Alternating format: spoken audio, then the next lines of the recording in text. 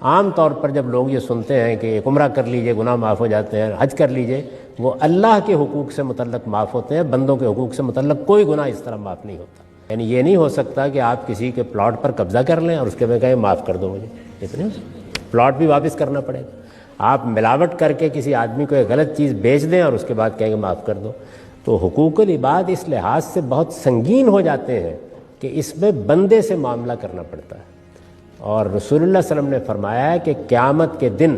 یہ نازک صورتحال پیش آ جائے گی کہ اللہ اس بندے کے حوالے کر دے گا آپ کو، یعنی کہے گا کہ اب راضی کرو اسے، اور آپ کے پاس دینے کے لیے صرف نیکیاں ہوں گی اور لینے کے لیے صرف برائیاں ہوں گی،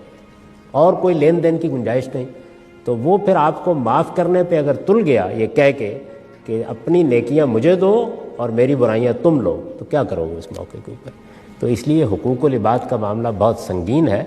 وہ آپ کو ہر حال میں تلافی کرنی ہے، ہر حال میں معافی مانگنی ہے اس کی، اور بندے کو راضی کرنا ہے۔ دنیا میں کر لیجئے، جو دینا ہے اس کا دے دیجئے، تو ہو سکتا ہے کہ بچ جائیں، ورنہ قیامت میں وہ معاملہ پیش آ جائے گا جس سے ہر آدمی کو خدا سے ڈرنا چاہیے۔